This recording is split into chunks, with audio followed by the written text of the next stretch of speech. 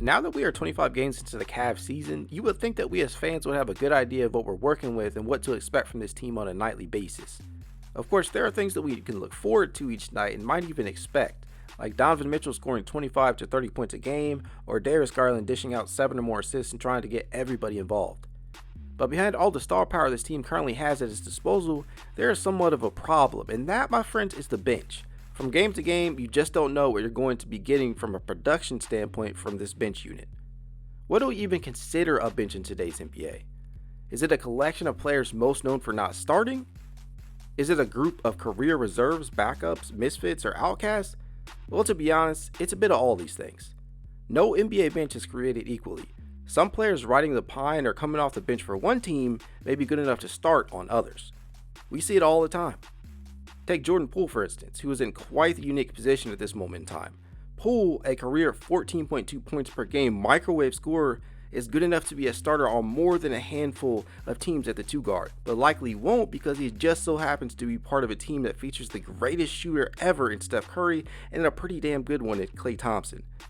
To make a long story short, the starting backcourt is just too damn good.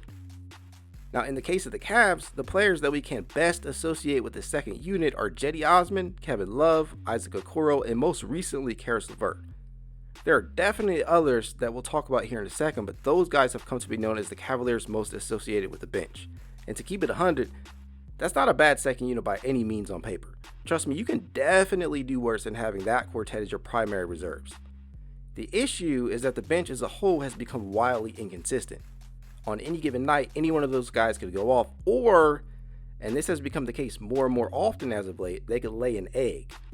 It's gotten to the point where the Cavs' second unit is scoring the 5th lowest points per game as a collective, and that has led to the starters having to take on much more of the burden than most, including myself, would like.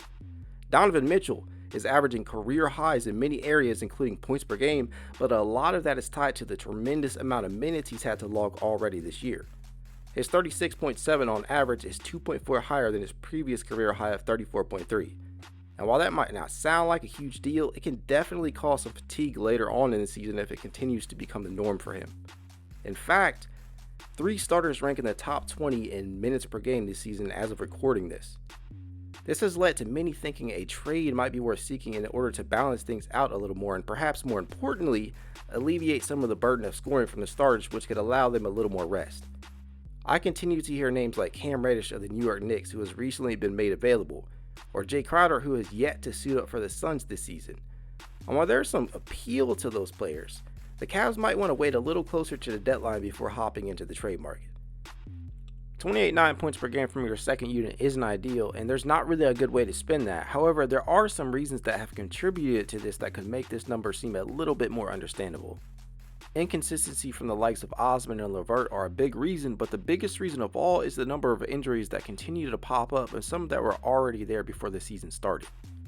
Take Dean Wade, for instance. Wade has missed 8 of the Cavs' possible 25 games and will continue to be sidelined for the next 3 to 4 weeks because of a sprained AC joint in his shoulder. That's a huge loss because the Kansas State product is one of the team's more reliable shooters and above average defensively as well. Or Kevin Love, who is still nursing a thumb injury that appears to be impacting his play. Now, when healthy, we know what Love can look like.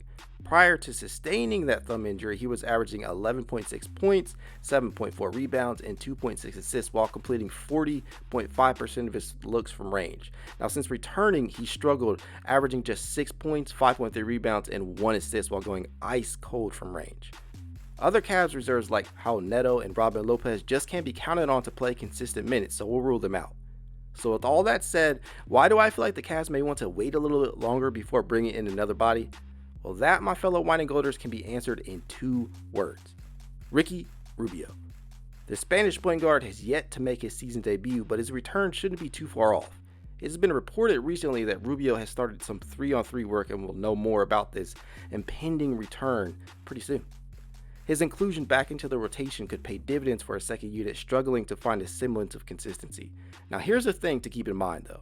The Cavs are in a much different place from a depth standpoint in regards to the 1 and 2 guards than they were last season. Mitchell, Garland, LeVert, Osman, and Neto can all provide in their own ways and make it so that Rubio doesn't need to be rushed back immediately. He can take his time and the Cavs could be better off for it rather than rushing him back. As long as that's the case, he should be able to play himself back into shape and help stabilize the bench. Now, Dylan Willard, now that's another story. Rubio's return alone should be enough to spark the Cavs' second unit and take some pressure off of the starters. Now, I know you all remember how good both Jetty and K-Love looked alongside Ricky. And with that being the case, I'm not ruling out any trade that could make the team better. Nor am I saying that Kobe Altman shouldn't be keeping his eyes peeled, because we all know the fleecing that Kobe is capable of. All I'm saying is that we should just continue to be a little more patient with them. And as long as this team is winning, it'll be hard to get too upset about it.